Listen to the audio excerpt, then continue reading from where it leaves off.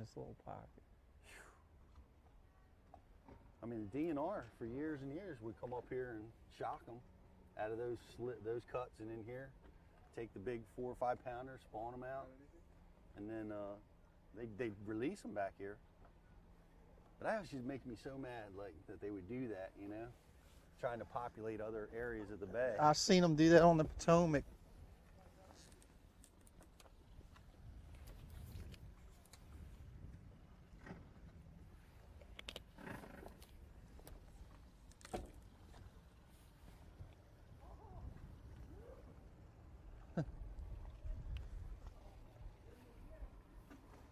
So you're just going to tell us we're live? Yeah.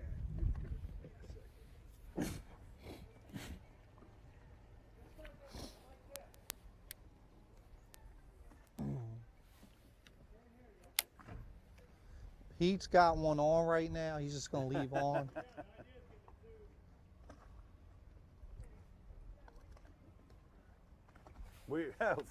That thumbs up apparently means that we're live. Welcome everybody. I'm going to let everybody on Facebook. I'm going to give you guys a little time to come over and check us out. We got a great show today. I'm really excited about. We're getting a demonstration on how to put a pontoon boat on the boat trailer in the background, which is a lot of fun. But I'm here with one of the greatest anglers, in the country. In my opinion, the greatest tidal water fisherman that we have is Bryan Schmitt from the Fishing the FLW Tour. Man, thank you for being here with us today. Thank you guys. Thank you guys for having me. Man, I'm glad you took the time to come up here, guys. This is Bass University Live. We're going to be doing live instruction today. We're going to be talking about some things they're tricky to manage. We're going to be talking about the fall transition, which is what we got going on here right now. Yes, definitely. The leaves are starting to change. We're in October. It's cooling down. They're starting to get after bait. We're going to be fishing some wood, some rock, definitely key fall transition areas. And we want to, invite you guys with your questions, whether you're, fish a reservoir down south on the West Coast, up north. The fall transition happens everywhere, happens a little differently everywhere. So bring the questions, feed them to us, and me and Bryan will do our best to get you the answers. We'll show you some of the things that we really like to do this time of year. And one other thing that we're dealing with today in particular is we got a lot of wind. We've got a pretty heavy wind today that's limiting where we can move, where we can fish. And we're going to talk about that, how to deal with windy, nasty conditions. Yeah, definitely. Not every day you go fishing is it bluebird, 75 degrees, flat calm. Today we have some wind. It's still warm, not too cold of a day, but we have some wind. We can't go everywhere we want to go. We're going to try to be productive. We're going to use it to our advantage. Hopefully catch a few fish. Absolutely. And that's, some of the guys are watching. You guys are tournament guys like us. A lot of guys that are Bass University TV subscribers. You guys don't fish tournaments. Man, when that wind blows, you don't have to go home. You can drive around like we did. Drive around to a launch ramp. Get yourself in a protected creek, a protected area where you can still fish.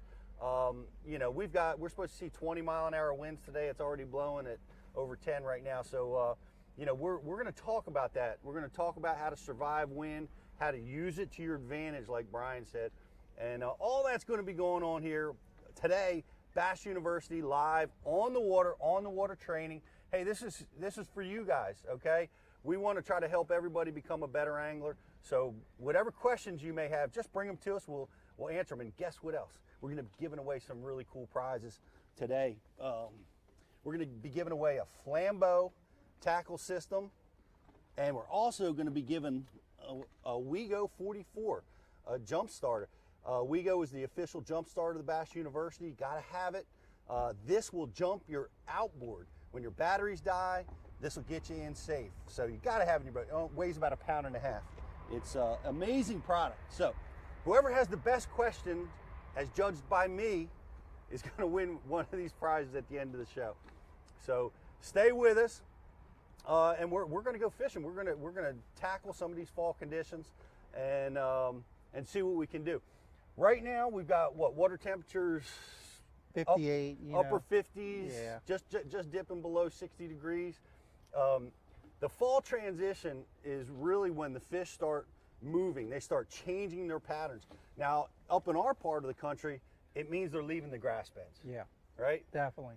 Yep, they're starting to at least get to the deeper part of the grass, if not leaving it altogether. Wherever the food goes, the food's tired of getting cold in that shallow grass. The food's starting to move to some deeper water. Maybe if it has wood or rock, that's even better. But yeah, it's definitely changing. Yeah, and that's, you said it, I think it's key.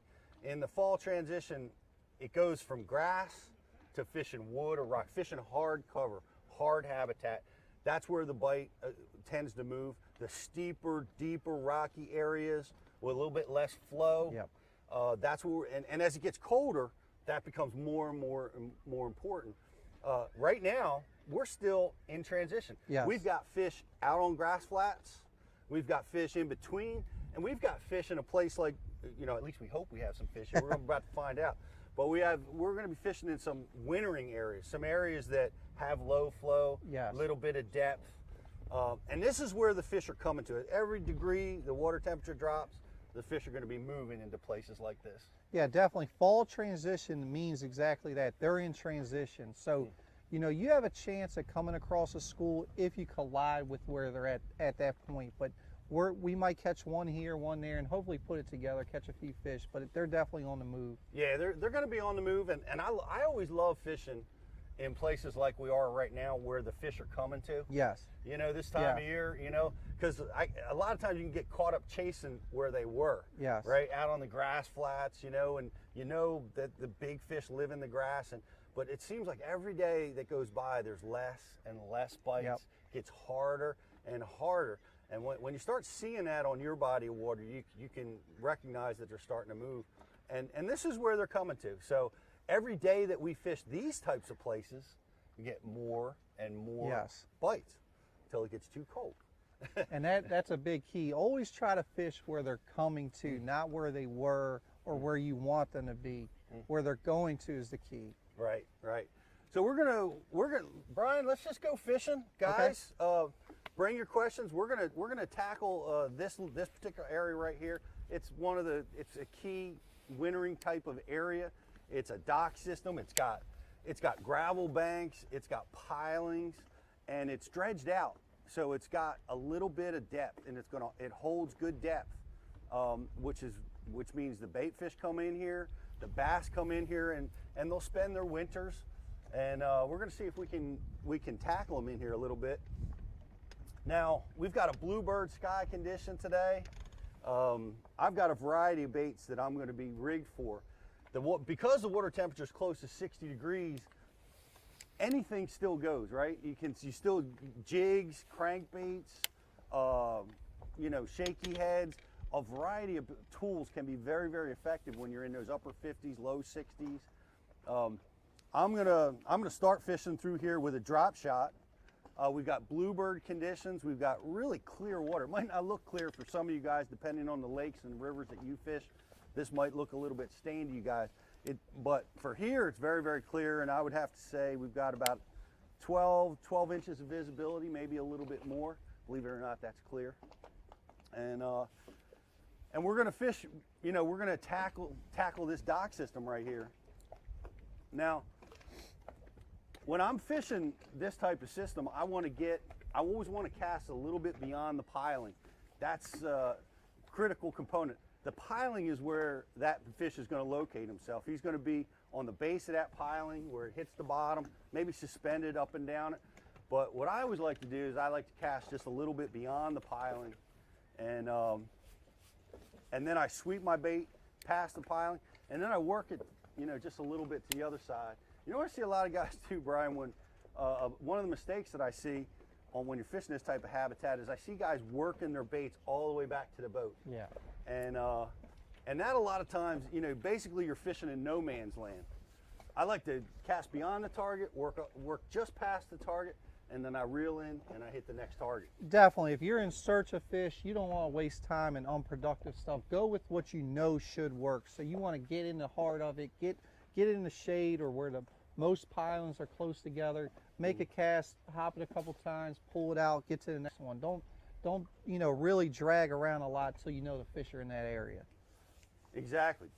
You know, as a tournament angler, we're forced to do that, right? Definitely. But even guys that, you know, if you're not a tournament angler, you just are out, try to catch as many fish as you can by keeping your bait around the target, keeping it where, you know, in the strike zone for longer periods of time. It's just gonna allow you to catch more fish on any given day. When you work it all the way back to the boat, you're fishing in no man's land, and your casts just aren't gonna be as productive. Got some questions rolling in, guys. This time of year, John wants to know when it's time to pull off the bank.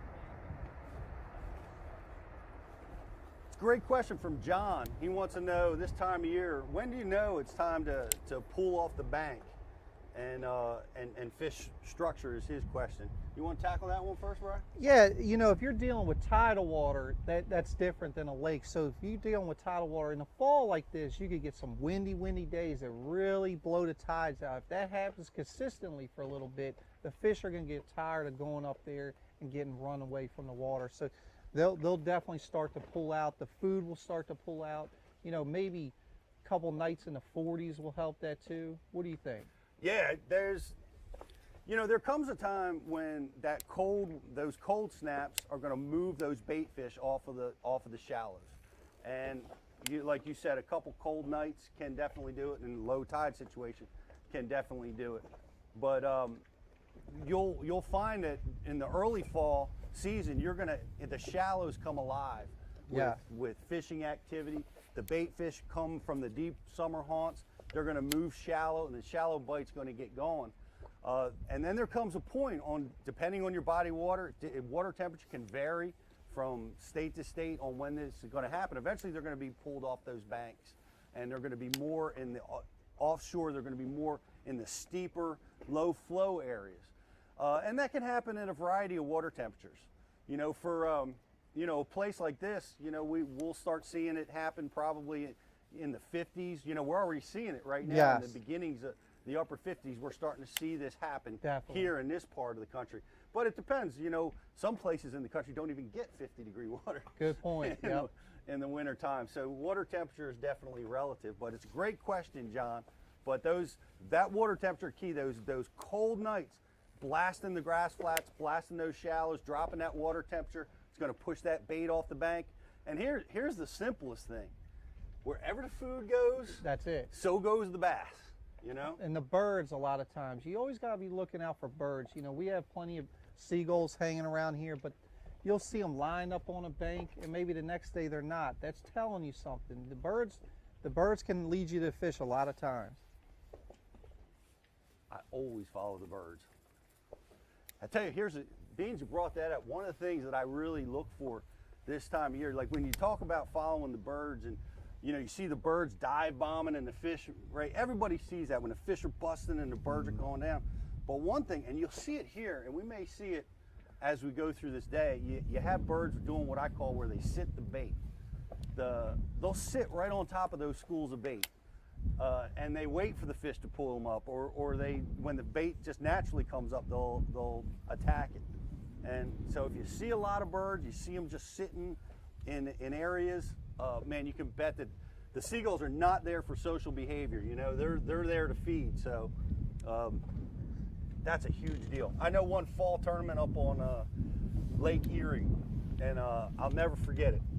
The shad gets shallow this time of year, and they start migrating the shorelines up on Lake Erie, and it's a follow the bird type of thing. It's follow the bird, and you know, I was cruising down this bank, and I got to where if I saw more than one seagull together, just sitting on a spot, I mean, I'm talking about out on flats in the middle of nowhere, you know, I would go over and I'd investigate that area. And I pulled up on a trio, 3 seagulls sitting on this one little spot. I'll bump a little bit. And yeah, hold on there, Jeff, in case we do bump. I go over and investigate this area, and I threw a wiggle ward out, as I almost went in the drink right there. Threw a wiggle ward out, boom, I caught a 2.5 pounder. And then I caught another one on the next cast. I didn't think much of it, right? Right. Other than those fish told me that spot. Now, it was 60 miles from the boat launch. So Always is. It always is. So I ran 60 miles in the event to the other side of Lake Erie, and it was the most amazing tournament day that I've ever had. Me and my partner for 3 hours caught a smallmouth, netted the other guy's fish or culled for 3 straight hours. I had just under 24 pounds and he had 20 pounds, Wow. all by 3 little seagulls Yep. sitting the bait.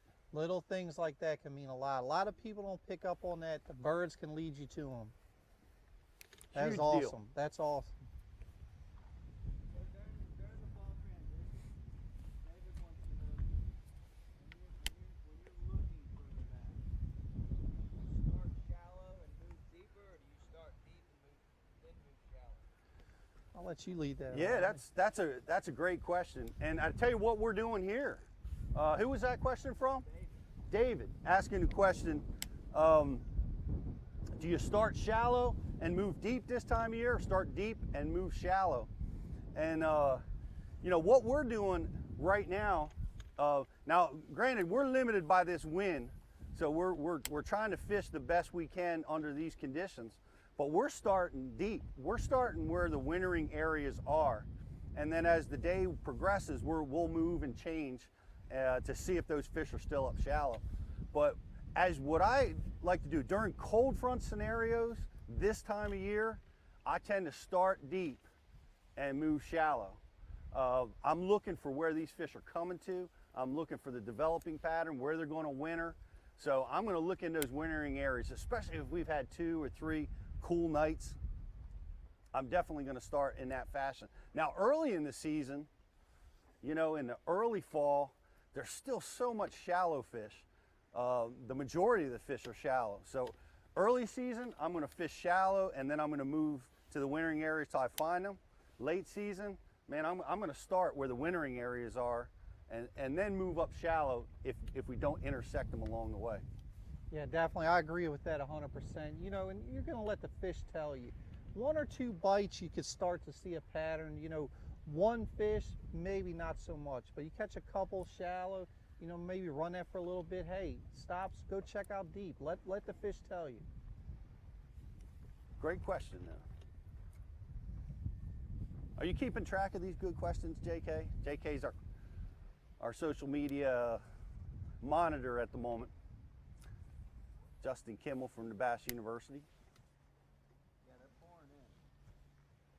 Right now, I'll tell you what I'm doing, and you guys probably can't see it from this angle. Jeff, I don't know if you can pan over there, but I'm fishing the launch ramp. And I don't care where you are around the country. You always want to throw at a launch ramp, especially this one. This one's in a wintering area. It's got concrete that's mixing next to the gravel. It's got some pilings on it. And there's always a little washout at the end of the launch ramp where the prop washes out as the boats are driving themselves onto the trailer. Never pass up a launch ramp, guys. Never, ever. You know, that's a good thing. You know, if you guys are out with your buddy and you're trying to locate fish, don't, you know, if you're fishing a dock, don't throw the same pile in. You know, split it up. Use 2 people to your advantage. Cover more water. You know, take advantage of that kind of thing. So Sean's got to follow up to the birds discussion. He says, so when it comes to looking for birds, you know, he fishes reservoirs and lakes.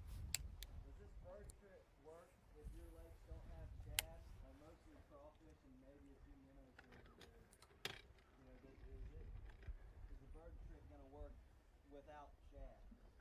You know, that's a really good question. We're asking, you know, if birds are only good, you know, in shad lakes. Well, no, that I've seen birds actually working on crayfish, you know, and grass. Like there's a certain time of year, maybe, I don't know what causes it, but the crayfish will start to get really, really shallow, and the birds will actually be feeding on the crayfish. So it's not just a shad thing. It's a bait, it's a food thing. So anytime you see birds working, that's a good sign. It doesn't have to generally mean shad. I got to agree, you know, and I've seen some other things too. One of one of the birds that, you know, other than a seagull, that you always got to pay attention to is the herons. Yes. Great blue herons, we have a lot of them around here, but you have a lot of different species of those birds. And man, when you see those birds on a bank, they're there to eat. You know, that's the only reason they're there. So when they're present, you know you've got some bait in the area. They can show you frogs. They can show you you know, all different types of things that they're feeding on, and they're going to feed on the same types of things that the bass feed on. So that's a great question, though. But yeah, birds are key, man, no matter what type of forage you have in your lake. I know, have you ever fished Lake Oneida? Yes. That lake is famous for following the birds. Definitely. I've heard a lot of guys win events there simply because they saw seagulls working. They go over there in their smallmouth blowing bait out of the water. Yep. Yeah, it's notorious. I think Randy Howe won there. Boyd Duckett won there, all chasing those bird patterns. And that's one of those patterns that if you find it, it can last a little bit. You know, the food can get in the area and stay there for a little bit, and you can have some good fishing for a couple weeks.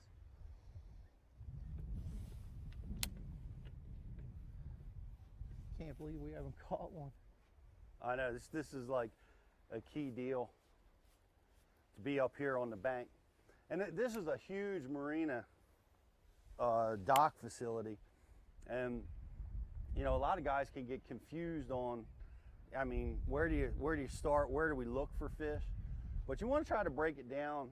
And the way I normally do it on a system like this is you got the beginnings and the ends. You got the part that's closest to the bank, always a really good place to look for fish. Another great place is toward the end. You know, the beginnings and ends, whether it's grass beds or docks, they're always high percentage areas. Definitely. That's what we're getting back to. Stay in the high percentage areas. We might fish here for a little bit, and we might just start idling, get on the end of the stock, start out there, and you know, work around, try to be thorough, but we got to cover some water. Yeah. And there's lots of things to look at here. We got a bluebird day. You know, we've got a lot of shade that's under the dock. That makes for great ambush opportunities for the bass. And you've got these satellite pilings, you know, which are far out. And what you always want to do is you want to pay attention to where those bites are coming from. You know, are they coming from, you know, deep inside? Are they coming from on these outer pilings? And then you can put that pattern together. You'll be able to duplicate that over and over. But you want to pay special attention where your bites are coming from, because most oftentimes when we get a bite, we forget everything. You ever do that? Yes. Where'd that come from? That's excited. Game time. It's a game question now. Time to play a game. You ready? Bring it. Game Game time. You're gonna have to repeat this. Would you rather win the biggest tournament, so we'll say the Classic or the FLW Cup, something like that, or would you rather catch the world record largemouth? Would you rather Wow. win a major championship, or would you rather catch the world record largemouth? Let the truth out. What do you think? Wow, that's a very interesting question. You know, I look at it with two thoughts there. You know, the world record largemouth is a single fish, but how many people have tried to catch it? A lot of people. You know, that would definitely be something that you'd have for a long time, you know, that not everybody could say they've done or ever will do. You know, people have won the biggest tournaments, you know, and another guy wins it the next year. So I don't know, Pete. I might want the biggest largemouth ever. Well, if you catch the world record largemouth, you are the man, right? You're the only guy that's ever done that. Exactly. You know, and you know, that's good. But to answer the question, honestly, I fell in love with this sport when I was a kid. I fell in love with watching the Bassmasters tournaments, the old Bob Cobb episodes. I, you know, tried to catch a limit of fish and win those things. Watching the Bassmasters Classic, it's something that I've always wanted to do. And I guess if I had to pick, I'd take that Classic. I got you. Yeah, it's a tough decision. But I would like to have the largest largemouth ever caught too. That'd be pretty cool. Can you get both? Yeah.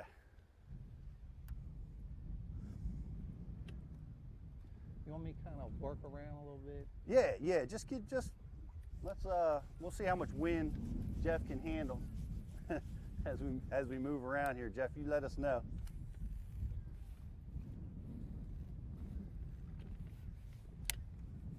Tell you what's going on here is I have a crankbait, and I do a lot of this. I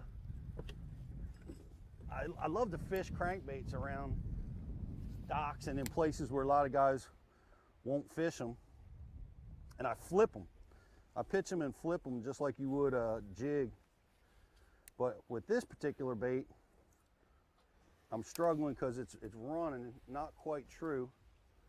So I'm gonna bend the eye to get it just right where it's gonna run true for me. So my crankbait was running to the left. As I threw it out, it was running away from me to the left. How you fix that? You get a pair of pliers and you just tweak it just a little bit to the right, a little bit to the right until you get that baby going straight. Too far to the right, now it's gonna soar off to the right. But I think I got it this time. What pound line do you like throwing that on, Pete? I like, it just depends on the depth and what I'm trying to do with it. With some of these monster fish like we have here, you ideally like to have the heaviest line you can get away with. I'm with you on that. But to get the best action out of a crankbait, man, 12-pound test is what I use most of the time. Okay. And I sweep it. You see me dance that line over that piling right there.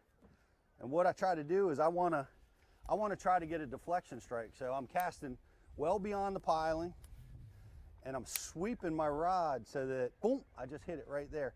I'm trying to hit them, trying to get, the sediment that's on that piling, just get it to a puff of smoke to come off and get that deflection strike.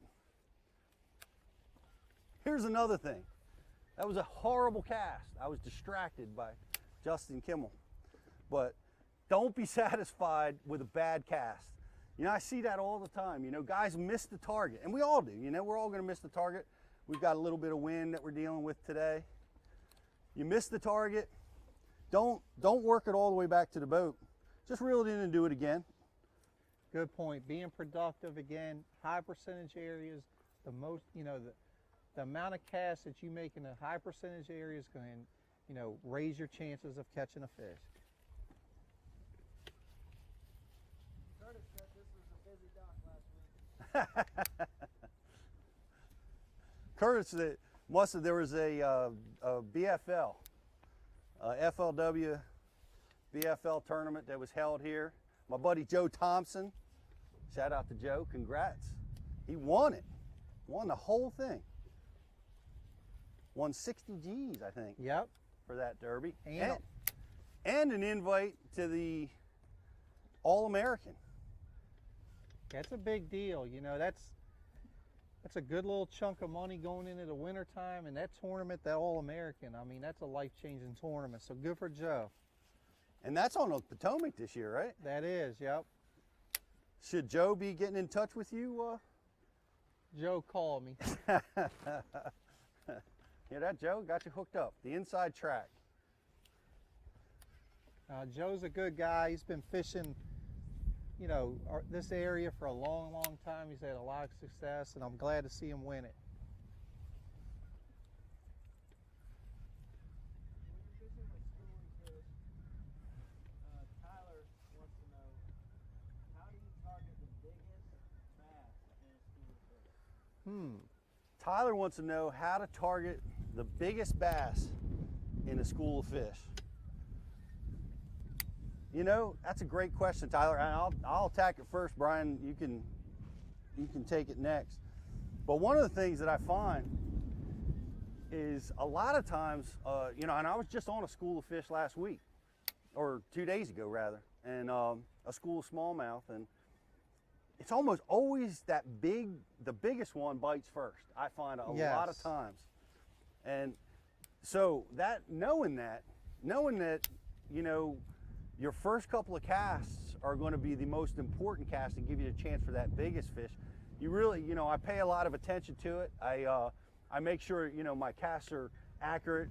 I make sure that I'm prepared for a big bite. because a lot of times it can surprise you. You know, your drag's not set, or you're just not prepared. But most oftentimes that the biggest fish will come right away, and as it did just a couple days ago, you know, caught some big ones. But one of the things that'll happen with schooling fish, and I see this a lot, is as you catch them and release them, the fish get turned off, they get educated, you know, and next thing you know, you're only catching small fish or no fish at all. And a lot of times in that case, what I'll do is I'll leave, let that school rest, and come back, and sure enough, you can get opportunities for some of those bigger fish.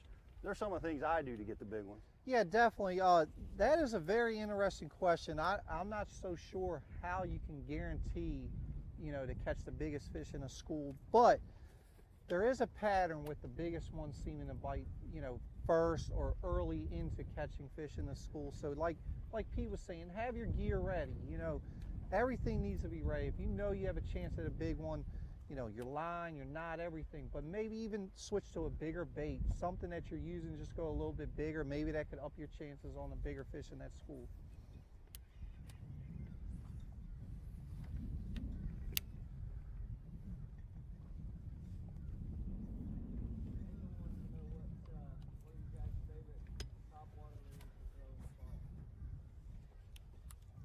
Great question.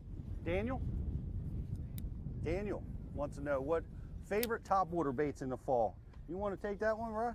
You know, my favorite topwater bait in the fall, hands down, is a buzz bait. You know, I can get it to imitate shad. I could get it to imitate a bluegill, but there's something about a buzz bait. You could just get it in your hand. You could go down the bank. You could throw it around docks, laydowns, grass, whatever it is, lily pads, whatever they're using. It's a versatile bait, and it catches big ones. No question about that. I mean, buzzbait's a great one. It's a great early fall bait. Even, you know, geez, I remember some Bassmaster tournaments in the winter time being won with buzzbaits, and it's a great one. But, you know, one of the baits that I really like is it's a cover pop. You know, the chugger style baits. It's a dynamite little bait. I think in the early season when that grass starts dying. Okay. And you have those holes in the grass.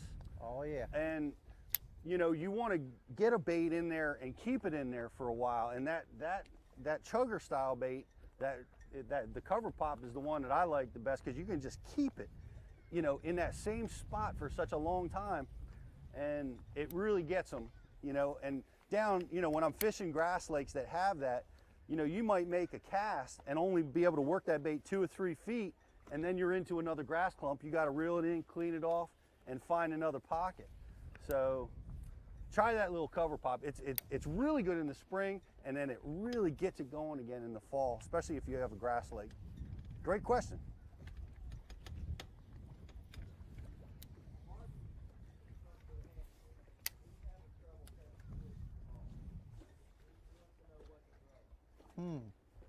Martin's having trouble catching fish in the fall. He wants to know what to throw. From New Hampshire. It's getting cold up in New Hampshire right now. Yeah.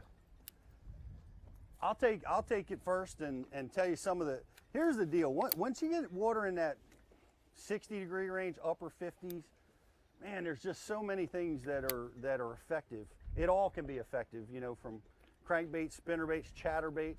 A lot of times, those are the baits that I like to throw because there's a lot of bait fish. There's a lot of bait fish shallow, and that's great early in the season.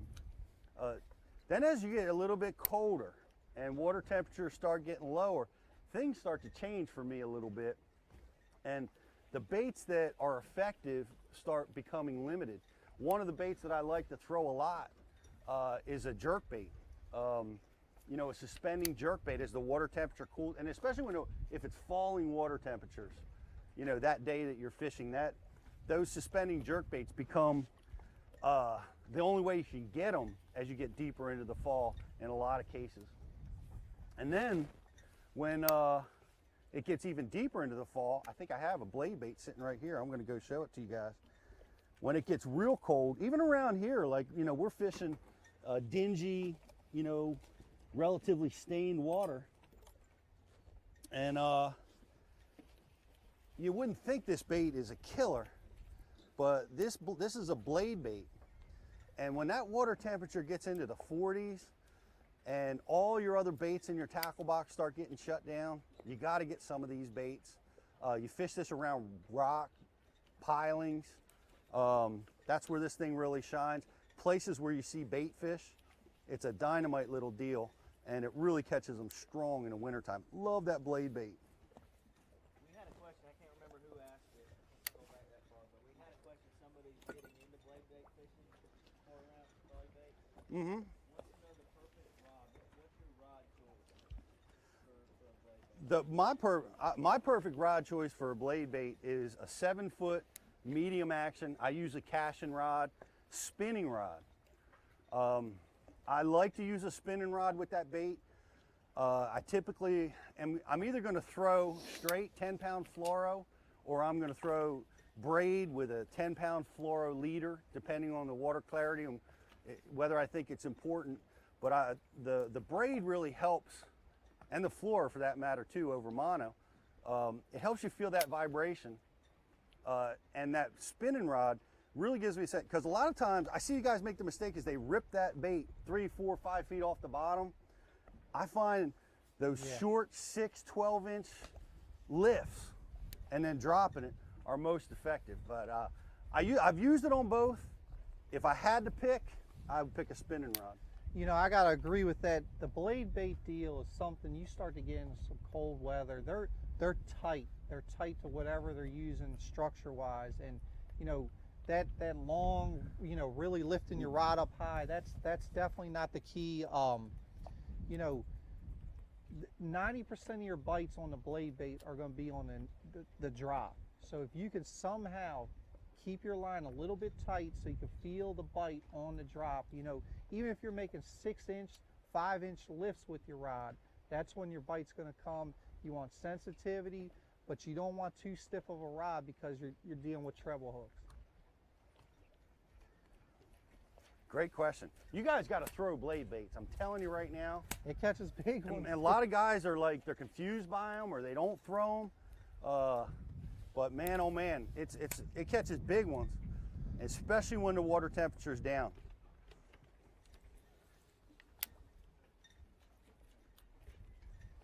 Ryan, you got any tips for getting unstuck? You know, there's a lot of tricks to getting unstuck. You only learn them by doing it a lot, but you know, if you could get on the other side of where you pulled it into, that's a key. You know, some guys will take their rod and actually hold the line and let the rod go down and hit the bait. I typically don't do that because it's going to mess up my rod. You know, I'm going to try to get close to this and pop it up. If I can, I'm going to break it and move on. A little bit of structure right here. We should have had a bite. Yeah. That's what that's telling me. The best tip is when your partner's hung up, you got to get up into the front of the boat and take full advantage of all the habitat that's available. Try not to break your crankbait in the process. You can feel that gusts, the gusts of wind. Yeah, we definitely have a little bit of wind today. I'm telling you, it's like the further we get out off the bank, we're only maybe 100 yards off the bank. But boy, you get off the bank just a little bit and you can really feel it blowing.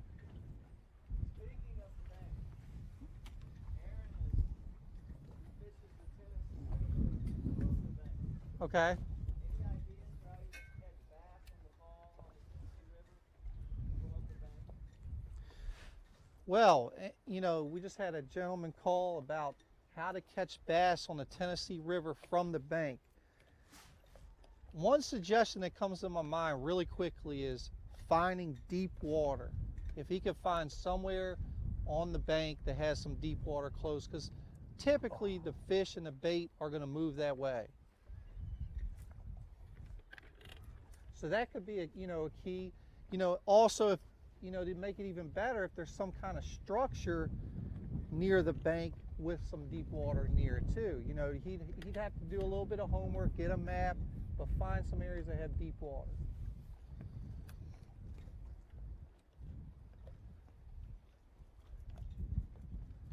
Great question. And here's another important thing to note. Treble hooks versus rope. Treble hooks will always get buried. They will always lose. I tell you one thing I try to do is when you do get hung up in rope is try hard not to pull, because you bury those treble hooks in there, man, they're almost impossible to get out. See if I can't help you. I think this guy Jeremy Murray really wants you to catch the bait. We do too. I tell you what, Jeff, while we're up here, I'm looking up here. I don't know if you can see the seagulls that are sitting on the bait up here, but man, what a shot. We talked about birds. We talked about, you know, paying attention and fishing around where you see that type of stuff. And got her. Thank you, man. There must be 200 seagulls sitting on the water up there. You know, if I was from out of town and this is my first time to this body of water, and let's say like I've covered a good amount of this upper bay, I've been in a couple rivers, I've been, you know, on the flats or wherever I've been. If I pulled in here and this is what I saw with the amount of seagulls, telltale sign there's food. This is definitely good habitat. There has to be a population of bass here. This would just make me feel so excited about fishing in this water. I'm gonna ease this around here a little bit.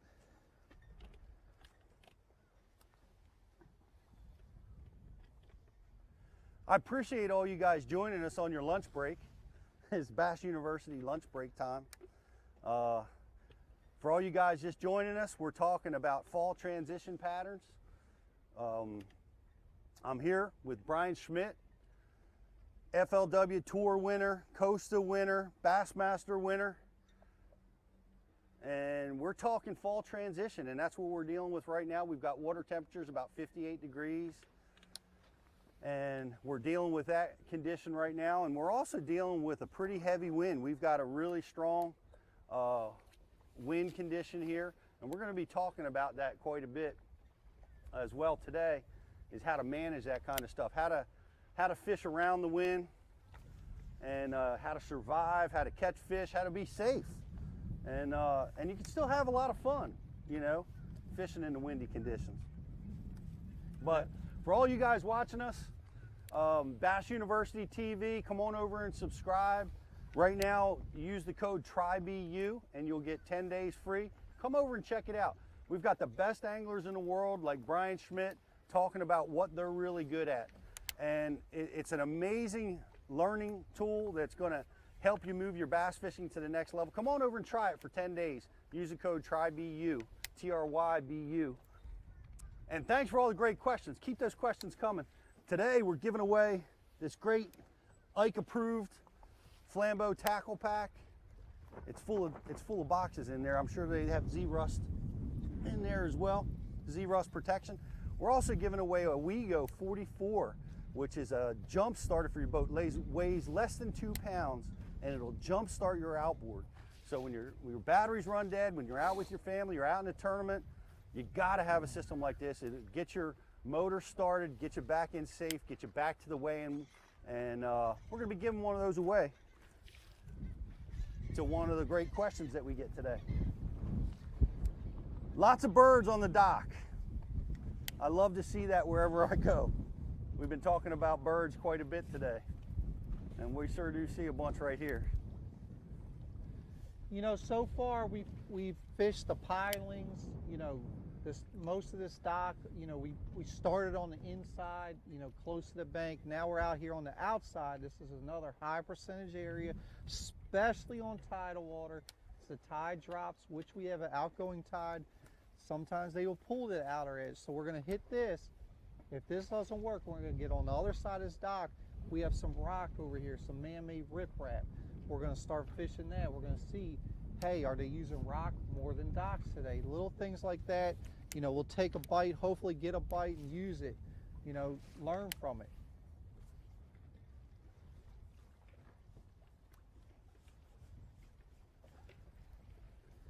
really surprised we haven't had that bite just yet. Well, I'll tell you one thing that I try to do, and I recommend that you guys do, especially when you're fishing with a buddy, and you're in a situation like we're in right now where things are changing. You know, we catch them one way one day, then the next day they change again. This is typical in the fall transition. So we don't really know exactly where the bites are going to come from. So especially while we're in this search mode, I always like to throw something a little different. You know, I noticed Brian's fishing a jig, and I'm going to go back to cranking. I'm going to use a drop shot. I'm going to kind of mix it up just so that we can, you know, if the fish are biting moving baits, we've got it covered. If they're going to be biting finesse baits, we've got it covered. We're going to have a good chance of intersecting them as I see a swing and a miss. Had them there. I like to see that. Definitely had the first bite of the day. The most outer piece of the dock. Look at that.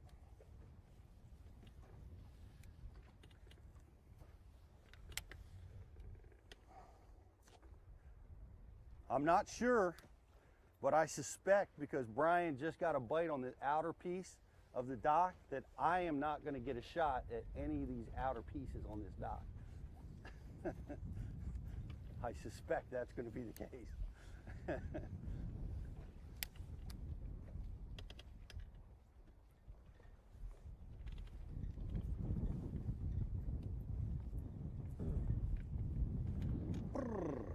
Get in there.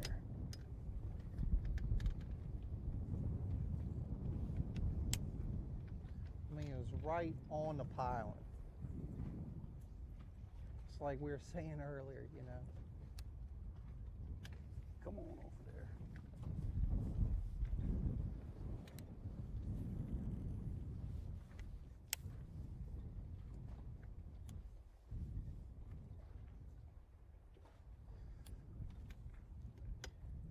Is there a specific type of square bill you throw in the fall? That's from Alias, I'm running bait. Elias. Elias. Is that Paul? Which square bill do you recommend throwing in the fall? What's Balsa? Is it plastic? Is it rattle? No rattle? What square bill do you recommend using in the fall? And I'll take it first. You know, I use a variety of baits. I use balsa. I use the Rapala square bill, which I think I've got in here somewhere, which I'm going to be throwing when we get a little bit shallower. But the warmer the water, I typically will throw the balsa baits. They have such a high buoyancy. When the water's off colored, man, I cannot deny the effectiveness of having some noise to it. And a lot of times when I'm fishing around smallmouth, that noise is such a huge factor. So I use a variety of them. And I keep the color choices real simple. Like, this isn't a square bill, this is a little deeper diving bait. But right here, I came prepared to throw a square bill when we get around shallower conditions. And this is a balsa bait. This is a Rapala square bill. And these have a big presence in the water, a huge thumping presence. And it creates strikes so well because of that. As I'm looking at the birds over there, it's balsa, it floats, it's so effective around wood because the buoyancy nature of this bait is going to allow you to get through that habitat, get those deflection strikes. So we're going to be throwing this in just a little while. If I had to pick a favorite, that's it right there. But I tell you, I got rattles in my square bills as well. I've got smaller ones and I've got bigger ones. So I use a variety, but that right there is best all around. And the best all around color for me. Okay. Chartreuse brown back. Oh, yeah. That's my favorite. How many fish have been caught on that? You know, countless. You know, I'm kind of with Pete there with the square bill. You know, it's simple. You know, if I'm in clear water, you know, clear water, bait fish, you know, colors, more natural colors, no rattle for me, you know, especially if I'm fishing for largemouth, clear water, no rattle. If I get in dingier water, I'm just going to get it brighter and brighter. As we get into dirty water, I'm definitely going to have a rattle. You know, you can play with your line size, obviously, but simple. Sometimes we overanalyze things, you know, but if it makes sense, you know, look, try it. And when you get in your shad lakes, you know, I definitely go over to shad patterns. You know, we see that a lot in the fall. There's one right there off the end of that piling. Good one. There we go. We'll take them. And he didn't hit a square bill, but what he did do is he got both treble hooks. And I love to see that. You know, it's Look at the color on him. I know looks like he tried to get eaten by a bird, but he's a little light colored, right? It's got the characteristic spots that we see all over our fish up here in this part of the country. You guys probably see those too, but that's just, you know, a lot of people think that that's a disease of some sort, but it's not. No. It's naturally occurring. It's like some people have freckles, some don't. Our bass have black spots. Yeah, and I've only seen this in fisheries that have a ton of fish. I don't know if you've seen that Okay. too, but Gunnersville, Yeah. you know, places like Thank you, that guys. just have a ton of bass, I've noticed those spots.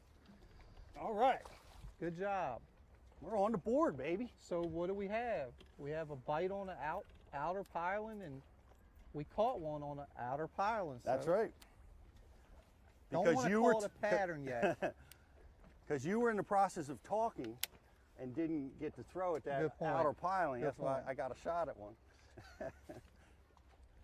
Now, but I noticed that, and like you said, they'll pull to these outer pilings on the lower tide sometimes.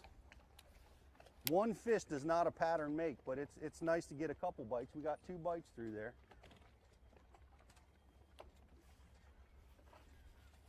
You know, and anybody looking, you know, from the outside looking in would say, hey, you got bright sun. Why aren't you up in that shade? Well, this particular body of water is a little bit different because of the tide. You know, they're going to pull to outer pieces a lot of times to use that to their advantage. The bait's going to get pulled to them. You know, so not only do you got to consider the tide, you know, but it doesn't always mean weather driven. The tide can really dictate where your basses are going to be. I felt that one sneak right up on that piling right there. I tell you, one of the problems, like I always want to deflect off of these pilings, but you can look at these pilings and the ice in the winter just really grinds on these things and makes all these slivers that are really challenging to get your bait through. And oh, Hang on. I'm on rope. Oh boy. I can feel it. I'm afraid. I know. Ugh. Oh, sorry, we donated that one. That's one thing that you always are, you know, going to deal with when you're fishing around these systems is you've got a lot of rope, and rope and crankbaits, boy, they don't mix very well. So we had to donate that guy.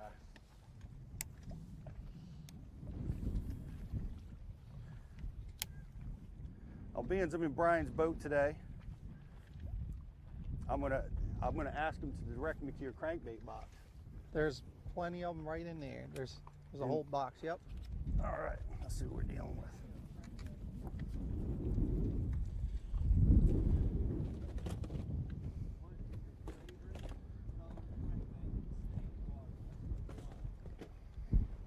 You want to take that one?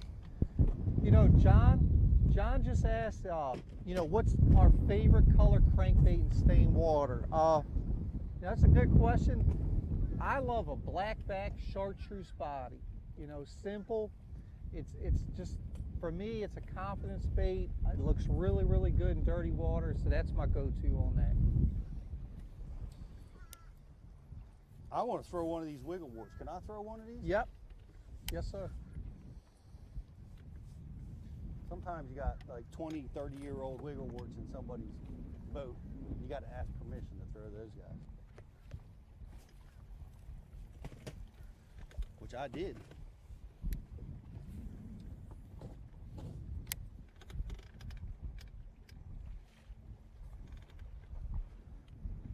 might actually go over to my Rapala square bill in this area, because we're fishing in an area where I needed a bait that got down, you know, a little bit deeper.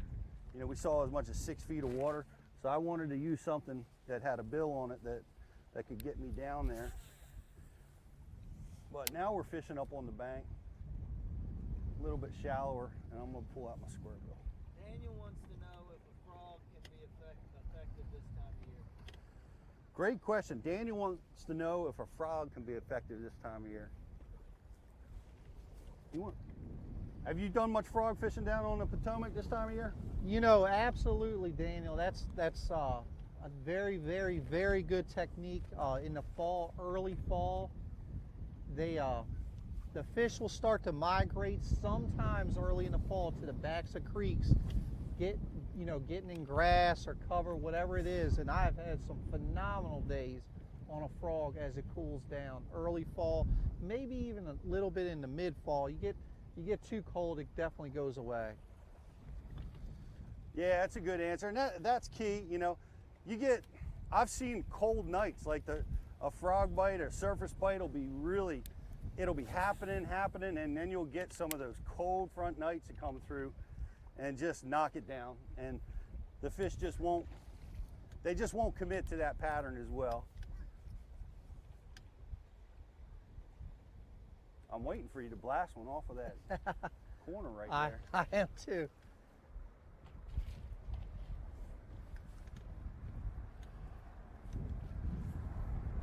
Just now coming up on low tide.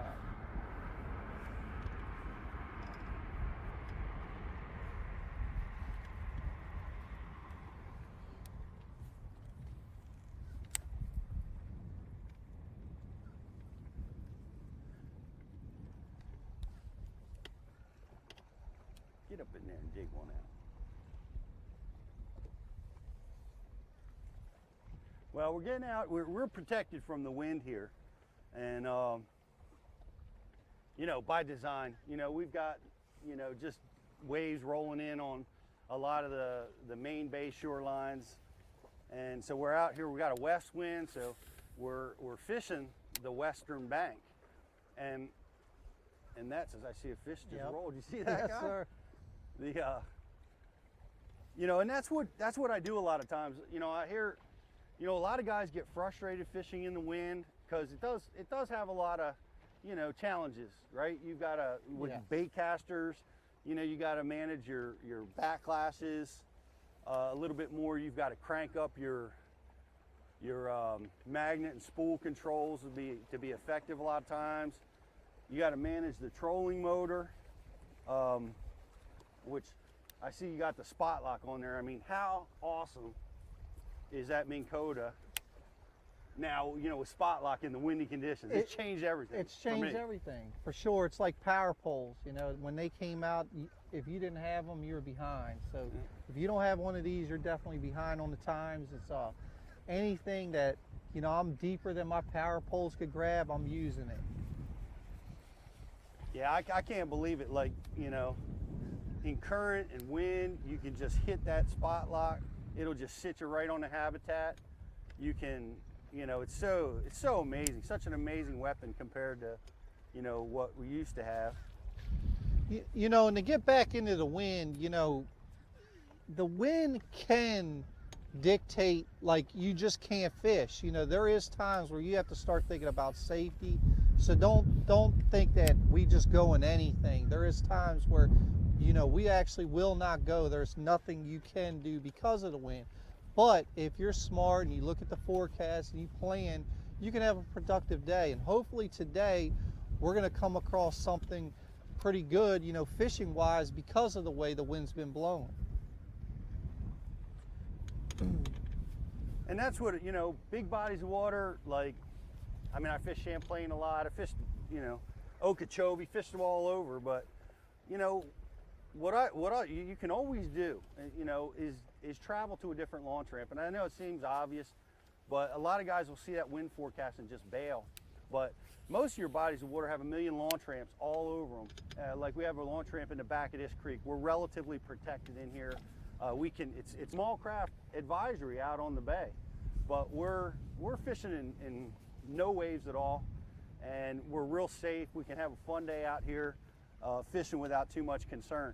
And all the lakes will have that, you know. Heck, Okeechobee, as big as it is, you know, you can drive around that lake and find a ramp in a protected zone. Yep. Where you can be safe. And you know, so don't quit just because the wind's blowing. A lot of times the wind's your friend. It can really accelerate the bite. The one thing that I always mention about the wind is your friend, so long as it's not muddying up the water.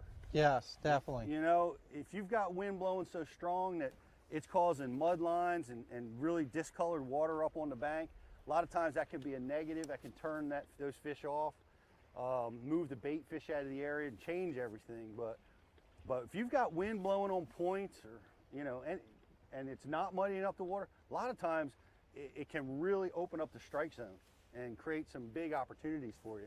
So a lot of guys don't go fishing in the wind. Guys, got to get out there, got to fish in the wind. But there are times when it's too bad, and I know we were talking about it a little bit earlier about, you know, some really bad wind and rough water situations that you saw recently. Well, we were talking about Okeechobee. Yeah, you know, definitely. I fished the FLW Costa on Okeechobee this year, the first tournament for the year, and you know, there was an incident where an angler actually, you know, got ejected from a boat because the waves were so big. Nick Kaler, and you know, he passed away, and that's just one of those cases where, you know, the wind was a little too much. I was fishing that tournament, and it was a ton of wind.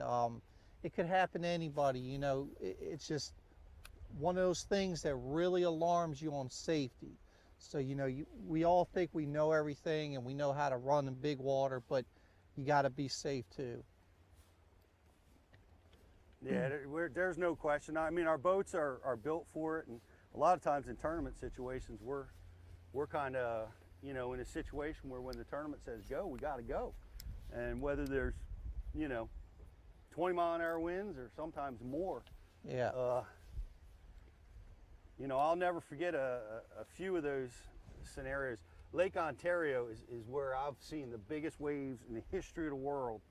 And it's crazy because, you know, we always launched our tournaments typically out of Clayton, New York, which is a little bit inside the mouth of the St. Lawrence River, and it's somewhat protected up in there. So even if the wind's blowing hard out of the south, it's calm, and they'll usually let the tournaments go. But when you get out to that big Lake Ontario, that south wind's been blowing up the lake for 300 miles, and it can be nasty. But this one tournament that we fished, we had 3-meter waves. They come over the forecast, the Canadian forecast, given in meters, and we got 3-meter waves out on the lake. But that's where I'm going to fish, right? I found my fish. I feel like that's where you got to fish to win.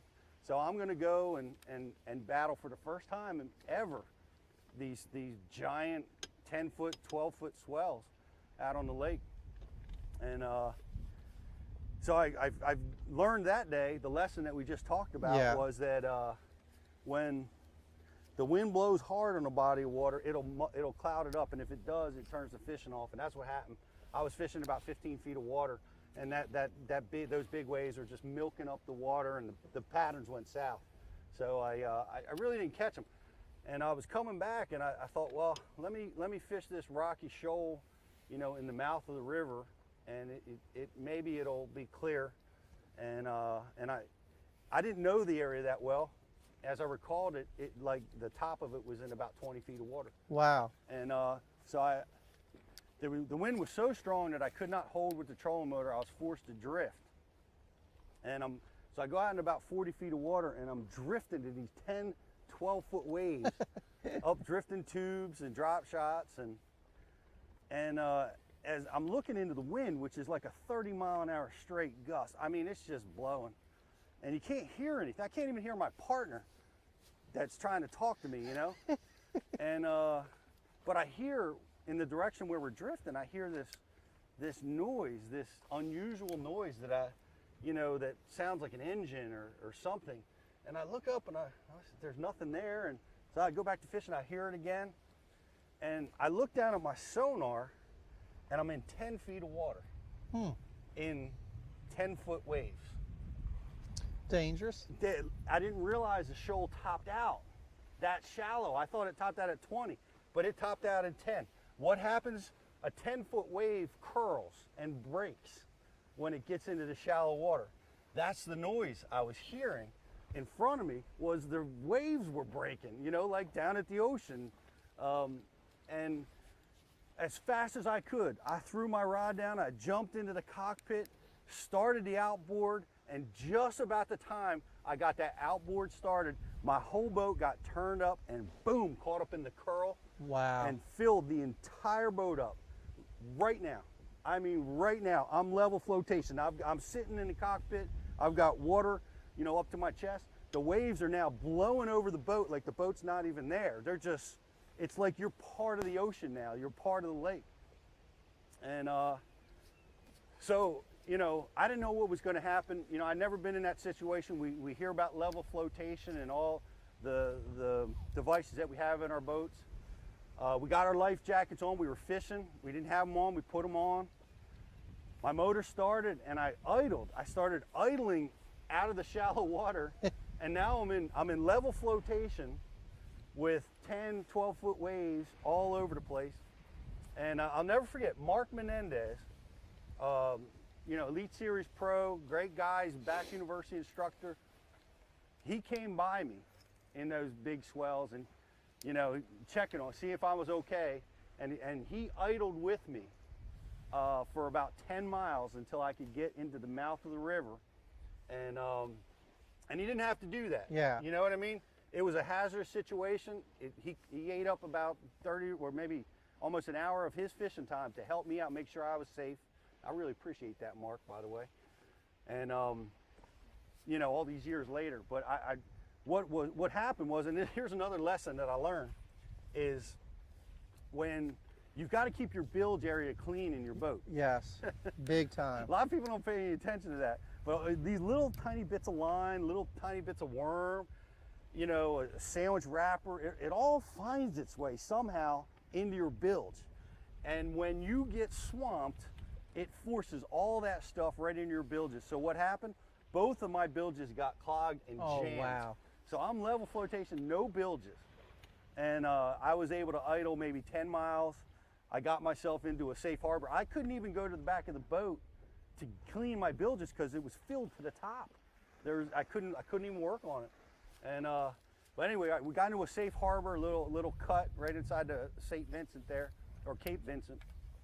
And I was able to get in there, clean out my bilges. It took 45 minutes for the bilges to evacuate the boat of all the water, and then I was able to run into the weigh-in. But learned a lot about safety, learned a lot about rough water boating, learned about how fish, you know, get impacted by all that, you know, by that wave action. So, you know, wind can be good, but man, you got to treat it with respect. Yes. It can be ferocious. You know, like Pete's story there, that's an extreme story. But that's something that you definitely need to take note of. Little things like making sure your bilge pumps are working. If you're gonna come out in the wind, don't be scared to, but check your equipment first. You know, we're both Coast Guard licensed captains. We know about this kind of stuff. We go over our safety equipment. We have to, but you want to make sure your life jacket's working good, your flares, you know, have extra rope. Hey, have something that you can bail water if your bilge pumps stop working. Spare clothes, all these kind of things. You know, if something ever happens, it's going to happen quick. You're not going to have time to fool around. You want to make sure your stuff is working good now. Boy, that's the truth. And it's something something that I didn't know is that flares have expiration dates. Did you know that? I didn't know that. Yeah. I didn't know that. I'm not sure they could go bad, but they definitely have expiration date. I got another story for you. This is story time on Bass University TV.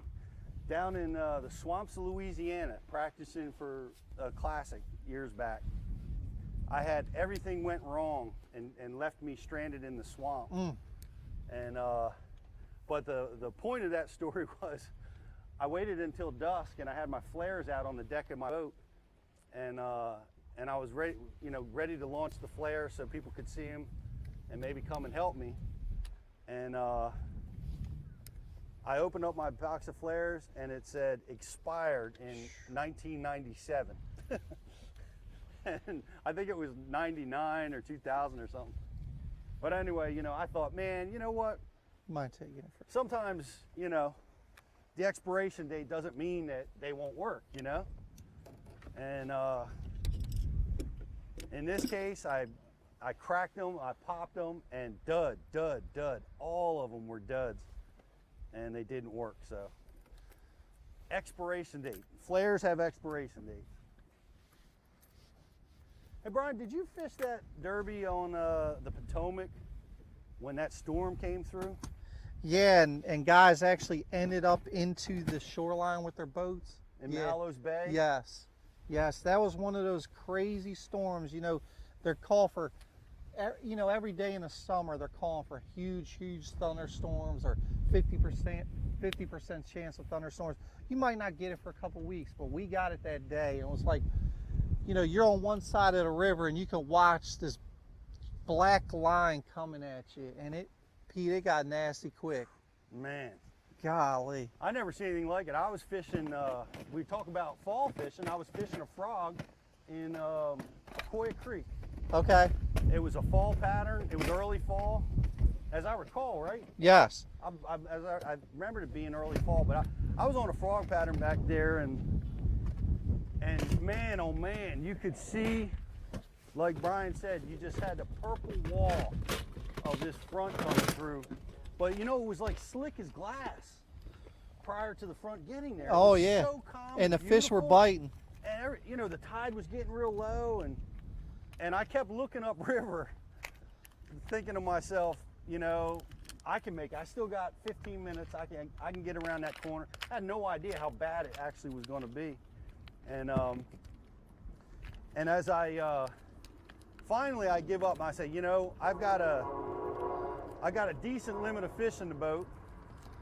I've got enough to get myself a check. I think I'm just gonna be a little conservative. I'm gonna head in. Yep. And I got to the north point of Coya Creek, which is only a half a mile, and I got hit with a side blast, maybe 20, 30 miles an hour wind. And I went about another quarter mile, and then I got hit with a side blast that was as big as any I've ever felt. Basically tried to pick the boat up and move it sideways. And once I felt that, I realized there's no way I'm gonna make it back. I'm not gonna run through that stuff. So I went and I did what I thought was a smart thing, and I went to the south shore and I beached my boat.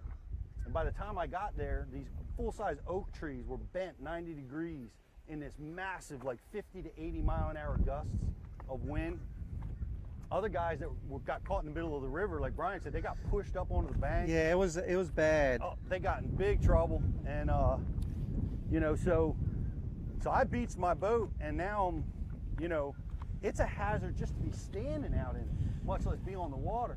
I tied my boat to a tree, and I went up to one of them big brick houses that are, up on the bank. I did the same on the south shore, and I'm like, me and my partner, we just sit there at the base of this brick house, and the wind's hammering, and then somebody comes out of the house, and the owner of the house, she comes in and she goes, "Come on in, guys, get out of this storm," and she making us coffee, and we're sitting there watching the Weather Channel, and meanwhile, the whole river is just white as could be, and I thought, I still had time. I figured this storm, most of those really, heavy storms like that, they're only going to go for about 20, 30 minutes, and I still had plenty of time to get back to the weigh-in, so we just decided to sit that storm out, which was a smart move. But here's the thing that I didn't account for, is when I got back to my boat, that storm had taken about a foot of water with it. And my boat was now all but high and dry up on that south shore.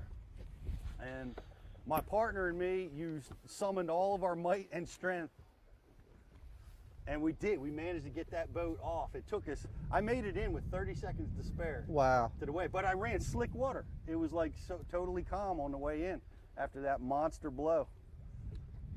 Yeah, I actually, I was fishing down south near you there, and I actually ran to the closest dock I could get to, tied my boat up, and ran to somebody's house and begged to come in. And they said, "Come on in." It was like save yourself at that point. It was pretty ugly. Yeah, that was a ferocious storm. It's like, forget the fishing. Let's think about, safety right now. Yeah, there's nothing worth it. I don't like fishing in lightning storms. I'll shut down. I try to find where there is some security. Get into a dock facility. Get off the boat. Get low. I tell you, one of the scariest things is when you absolutely get stuck out in those lightning storms, and you have to sit them out on the water. That's one of my favorite things to do. Brian, we got a question from Daniel.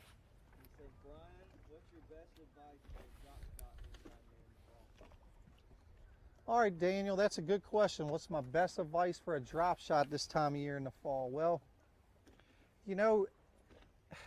I typically go with a pretty short leader, and what I mean by that is my hook to my weight leader length. I'm using 10-pound P-line fluoro. I'm gonna use a braid to the fluoro leader. I'm gonna go with a very finessey style worm, something that I could put a really in a lake situation. When we get into the Potomac or tidal water, I go with more bright colors. Just seems to work a little better for me. I got a lot of confidence in it. But if I was down south somewhere, I'm sure I'd have a green pumpkin worm on. Or I've seen times where they're heavy on bait in the fall, and guys will go to like a shad color, a shad imitating drop shot bait. You get it underneath the bait. The bass can be underneath the bait in places, and you get the drop shot down there, and you just leave it down there, and you catch a few fish. So the best deal is, start with a natural color if you could get away with it. If you have dirty water, go to more bright colors.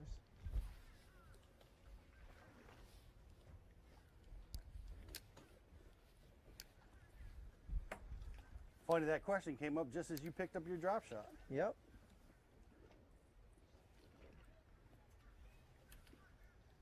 We're fishing today, we're fishing a high, what's the word I'm looking for? Traffic, highly fished area. A lot of fishing pressure here. A lot of fishing pressure. We're gonna try two realms here. Pete's going with more of a reaction style deal. I'm going with more of a finessey deal. So far, the reaction deal's caught the only fish. But I feel like there's been so many casts made at this area that I might get a few more extra bites by being finessey. So we'll see how it goes.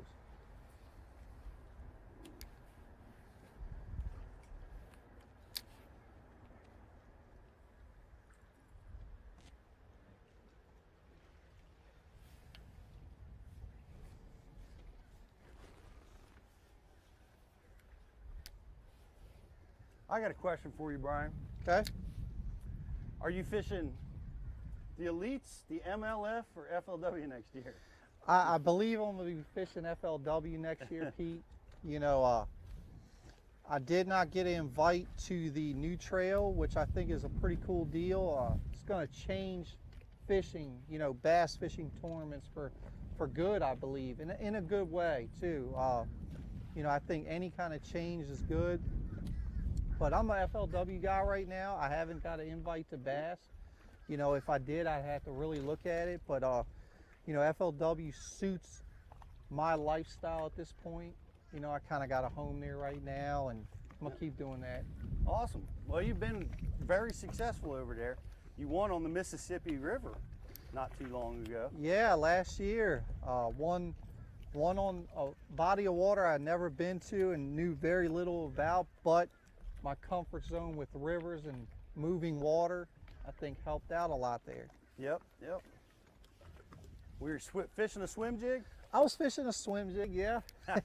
I think Imagine that. 90% of the fish I weighed in were on that and a vibrating jig. I actually found the fish fishing a, you know, like a Senko style bait. I believe they were trying to spawn in this area, and I could only catch them on that. And then we had the flood, and I think the flood brought all the fish in the surrounding area into this area to get away from the current. So it just worked in my favor there.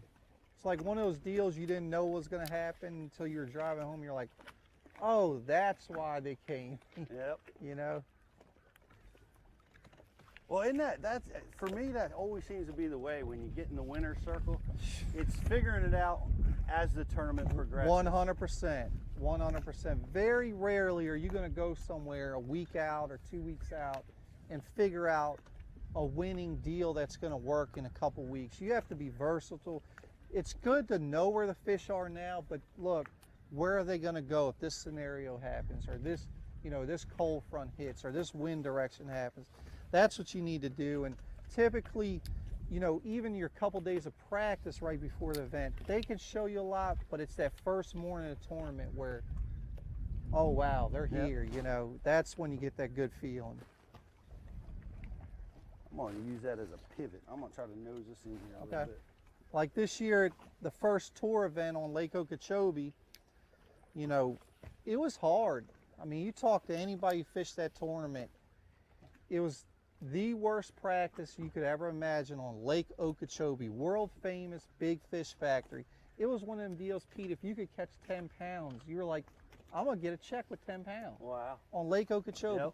But we were in between some kind of wave of fish. We had cold weather, muddy water, all these kind of deals. Well, the last day of practice with about an hour left, I pulled into an area, and it definitely had the best looking water I found.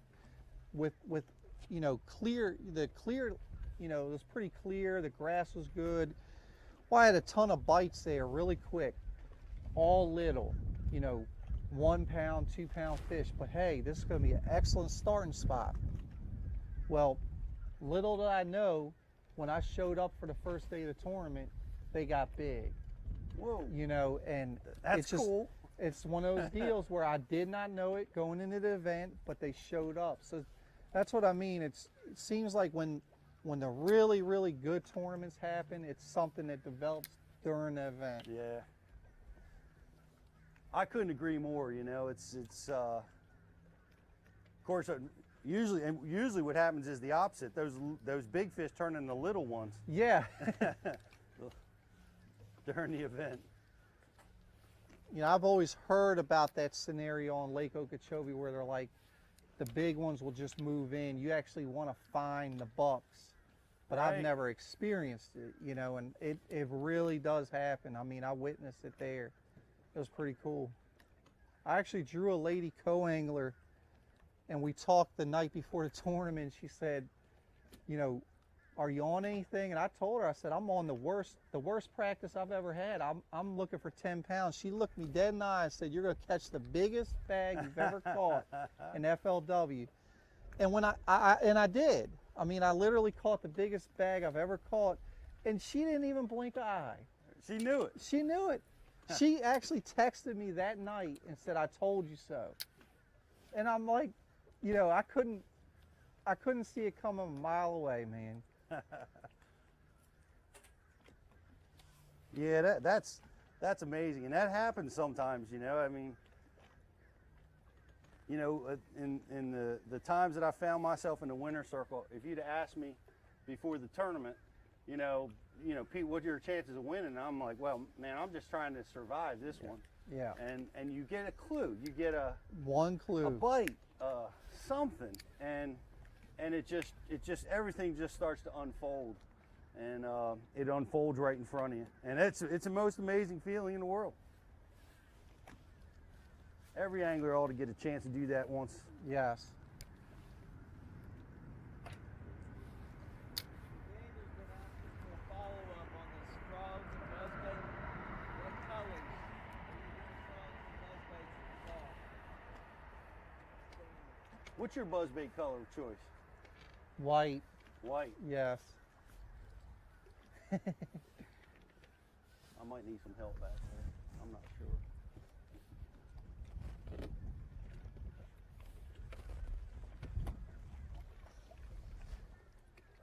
Yeah, white is certainly a great choice. I tell you, you know, and I think back on the Potomac when I was doing so well down there, is I was using a black frog, a black toad, and I'll be honest, it's usually one of those two. I mean, I'm going white or I'm going black. Yeah. In most times in those situations. I know Ish teaches, you know, about frog. I was fortunate enough to fish with Ish on Lake Champlain one time. And we frog fished, you know, and I learned so much about how to fish a frog from just that short time I spent with him. But Ish has a color strategy on, you know, on sunny conditions he throws white, and on cloudy overcast conditions he throws black, throws the darker colors. And well, he's caught enough of them on a frog, so I like that. It's a good way to start. It's a good way to start. You guys can go check that out. And it's a good segue, just to any of you guys watching us on YouTube, social media, head on over to Bass University, bassu.tv, subscribe, 10 days free. You'll get access to everything we offer at Bass University, which is the best guys in the world teaching about what they're really good at. And we have over 400 instructional seminars that apply to every body of water, every technique that's in fishing. We launched 2 new educational seminars every single week, and that's all available to you over on Bass University. So go check it out. Use the code TRYBU. Try BU. Come on over and join us. Keep the questions coming too, guys. I'm giving away a Flambeau Ike approved tackle pack and a WeGo jump starter system. Got a good question here from Chris.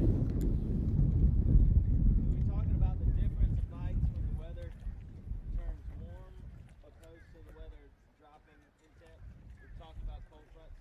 What about you know, the difference in that from cold to warm or warm to cold? Is it the same reactions by fish? Or is it different? Cold, great. Who was that from? Chris. Chris, you might get one of the prizes, because I love that question, Chris. That's a great question about how do the fish behave? How does the angler adjust when water temperatures are rising or water temperatures are falling?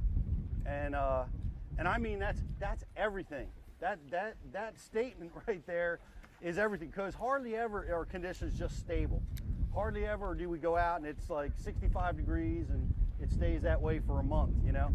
It's usually, and this time of year in the fall and in the spring, really, that's when that question really applies, you know, because that's when we're getting these fronts like we're having now. We got this big bluebird front pushing through with this heavy wind, which seems to be intensifying here as I speak. But for me, what you said, you hit the nail on the head, is I pay attention to what what direction that water temperature is going, and I adjust to it accordingly. If that water temperature is rising in the spring or in the fall, Jeff's telling me to turn the boat. No, just shout out, your mic's getting a lot of wind. Oh, my mic's getting a lot of wind. All right, I'm gonna give this to you while I answer this question. But as the temperature is, if it's rising in the spring or in the fall, usually that's a really positive condition. That's you know, what I call a positive condition. Fish, you know, are cold-blooded, their metabolism is rising, bait fish is rising, and things should be getting more active that time, you know, whether it's in the spring or in the fall. So that's a great time to be thinking about power baits. That's a great time to be thinking about aggressive approaches to the fish, because they should be more aggressive, should be easier to catch, should have a bigger strike zone. When the temperature's falling on either of those, you know, cycles, man, you know, oftentimes that can really be a negative. You know, it changes from where you can be power fishing with a jig and a crankbait to where now falling water temperature, you got to start thinking about jerk baits. You got to start thinking about drop shots.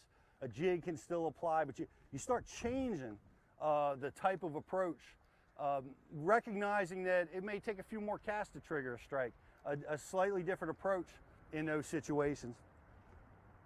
The only, now in the summertime, I don't find that it matters that much. You know, when we have those warm, stable summertime, I thought your rod was loading up over there. It was loading up on the wrong thing. But summertime, it doesn't seem to matter near as much as it does in the spring and the fall. But in the only thing that I want to note there in addition to that is in the early fall, I really like those cold fronts. I really like that falling water temperature because that lets the whole food chain know that things are changing. The bait fish start getting grouped up, bass start moving, things start really happening in that early fall when you get that falling water temperature. So, excellent question. Yeah, definitely. My only little deal with that is I like any kind of change. You know, even in the summer, the spring, whenever, I've had some of the best days fishing on any kind of sudden change in weather. Right. That gets things going. Yeah. And you know, one of the problems that I think a lot of guys, and we just talked about, like fishing open, fishing, you know, developing the patterns as the tournament progresses. What happens is a lot of guys will go out and pre-fish in a tournament scenario and catch a lot of fish, and they'll be on a good pattern, and then you get a change, and it throws you for a loop. Not willing to change with it. Right. And you've always got to be, you know, when I get in those scenarios, I always try to ask myself the questions. Well, what if the water temperature goes up? What if it goes down? What if a front comes in? What are the possibilities where the bait fish might move to? Or where, you know I got a school of fish on this dock now, but what if the front comes in? Where, you know, what habitat's around? What could possibly happen? Because as a tournament angler, even as just a fisherman, it's the hardest thing to get over. It's in my so opinion, hard. when you've been catching them, and you show up there on your first cast of the morning, and you're like, oh, they're not here anymore. They've changed. They've left. Mentally, that's the hardest thing in the world to overcome. When do you stay and when do you go? You know, but, you know, like Pete's saying is, you still have to go check them. You know, sometimes we can overthink things, and that can bite you in the butt a little bit too. But you want to definitely look at all the conditions and try to make an educated guess on what should be going on. But check what you found too. You know, make sure, you know, that deal that you found 2 days before the tournament hasn't completely ended. It might be an afternoon thing now. Maybe it needs to warm up a little more. But, you know, use your time. You know, try something else for a little bit. Come back, check it. But, you know, be willing to change is a big thing. Yeah, that's definitely key. And I recommend, you know, mentally preparing yourself for that. Yeah. Right? Fish don't do the same thing for very long. I mean, if you're lucky, you can get a couple days out of the same scenario, but they do not do the same thing for very long. So you really need to expect change, and, you know, always be fishing in front of it. Always be looking for, you know, where the fish are coming to. Like the pattern you found at Okeechobee is a great example of that, where you found the bucks, the small bass in a pre-spawn pattern, and as the temperature stabilized or warmed, the mother lode pulled in there. Yes. And they got bigger. And that's what you know, that's what I always like to find. Some guys, when they catch one or two fish on a spot, you know, might dismiss it. But for me, I love that, because I look at that area and I'm like, well, is there a chance that this could strengthen? You know, if the weather changes, could this get better? And I love that, because the other advantage to it is that a lot of guys will abandon those areas if the fishing is poor. Yep. At practice. And most people won't go back and revisit those areas. That's exactly what happened on Okeechobee. I was in one of the most well-known places on the lake, and everybody checked it, you know, their first day of practice. Everybody was so excited to get there. They weren't there yet. And I was lucky enough to check it the final day of practice. But just like Pete said, people will actually leave it, and then you come in and there they are. Yeah, well, you were on the right side of that. I gotta tell you, I've been on the wrong side of that more times, and the one that sticks out in my mind, it'll always stick out in my mind forever, is down also in Florida on Lake Toho. It was amazing. On tailhoe in the wintertime, Okay. a lot of times those fish get outside the hydrilla edge. They get outside the grass edges in the open. Do you ever see it like that in the cold weather? Well, I've seen it in the early, in the early season before they crash the banks to spawn.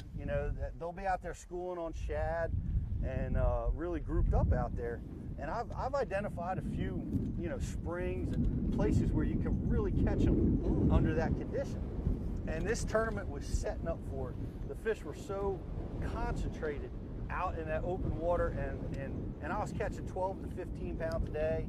Felt like I had a chance for like 18, which on a tough tournament on Toho is a good bag, And I was able to. I felt like I had a good shot at doing that every day, and I fished the tournament, and it was cold, cold, cold. But the last day of practice, it started getting warm, like 80 degrees, and it was supposed to be 80 the next day, and I went out on the open water fish, and man, I really did catch them.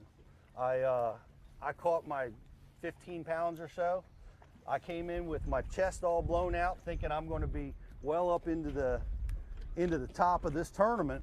And of course, what happened? The same thing happened to you on Okeechobee. The big ones crashed the banks. Yep. And I'll never forget coming into the weigh-in, and I'm idling in, and guys are idling out, getting their boats on the trailer, and I was bold enough to ask what was leading the tournament. And I can't remember who it was, but they passed by me, they said 45 pounds. And I thought, yeah, well, he's just busting my chops. It's impossible. We've never seen that kind of bag ever. And Is that the Dean Rojas? That was the Dean Rojas event. And I asked another guy, I said 40 pounds, 40 pounds, 40 pounds. And he's like, you got to have 30 pounds just to be even in the conversation. Everybody caught him up on the banks, and I failed to adjust. Wow. I stayed with that offshore bite, which was still happening and kept me busy all day. I never went up to the banks, and the guys were up there looking at 10 pounders and 8 pounders that were just pulled up. They were so fresh, they were easy to catch. Yep.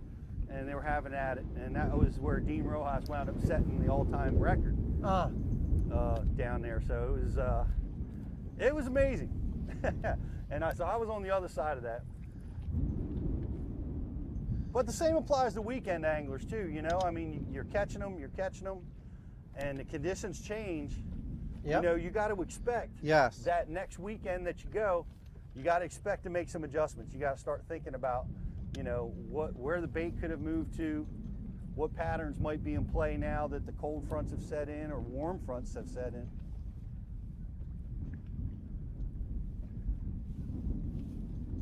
You want to move or stay? Well, honestly, I'd like to just run around a little bit, but I don't know what we could do. We have a couple of options. We've got a camera in tow. You want to? We got a couple places down here, or we could go up into the creek. What do you think? You call it, whatever you like to do. I mean, definitely got low tide right now. Yeah, I'm thinking we go up into the creek. We'll get a little bit of wind out there. Why don't we fish this dock at length, guys. Caught one fish on a crankbait. Brian had one pick up his jig, but we fished this at low tide. And here's the deal, and Brian got it right away, and I like that. We're fishing a premium piece of wintertime habitat at a premium tide. If we're not getting bit, it's time to go. Poof, let's roll. So, Jeff, I'm going to ask you. You want to stay live and continue up? No, we take a break and then we'll come back. Okay, we're going to take a break real quick. That's what we'll do. We'll take a quick break. We're going to run, try some different type of habitat. We're going to see if we can find some of these fish. Stay with. Hey, I appreciate you guys having lunch with us. All you guys that are working, I appreciate it. I appreciate it. I know we're fortunate enough to be out there fishing, but I appreciate you spending some time with us. Appreciate all the great questions. We're going to be giving away these great prizes real quick as we wrap up here on our next spot. So stay with us. We'll be right back. Pete Gluszek, Bass University TV Live.